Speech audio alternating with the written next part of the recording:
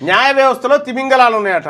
ఏంటియో ఆ తిమింగలాల పేర్లు చెప్తే అయిపోయాయి. ఉపరాష్ట్రపతి జగదీప్ ధన్ఖడ్ మరోసారి న్యాయ వ్యవస్థ మీద విరుచుకుపడ్డారు. అధికార నివాసంలో పెద్ద ఎత్తున నోట్ల కట్టలు దాచారని ఆరోపణలు ఎదుర్కొంటున్న హైకోర్టు న్యాయమూర్తి జస్టిస్ యశ్వంత్ వర్మ మీద ఎందుకు ఇంతవరకు పోలీస్ ఎఫ్ఐఆర్ నమోదు చేయాలని ప్రశ్నించారు.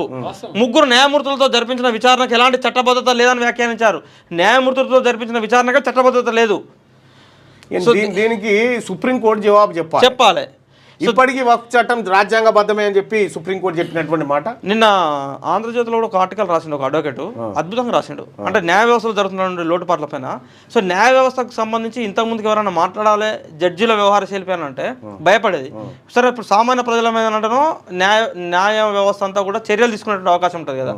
సో భారత ఉపరాష్ట్రపతి ఈ దేశానికి ద్వితీయ పౌరుడు, రాష్ట్రపతి ప్రథమ పౌరుడు అయితే ద్వితీయ పౌరుడు కదా. సో ఉపరాష్ట్రపతి ఈ రోజు న్యాయ వ్యవస్థలో జరుగుతున్న లోపాలపైన ఎత్తి చూపిండు.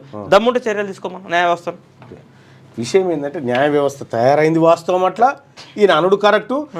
మోరోవర్ ఏంటంటే నిన్న మొన్న సుప్రీంకోర్టు ఒక జడ్జిమెంట్ వ్యాఖ్యానించి ఏమన్నదంటే సుప్రీం కోర్టులలో విచారణలో ఉన్న అంశాల గురించి కూడా ప్రజలు చర్చించుకోండి ఫ్రీగా అని చెప్పేసి.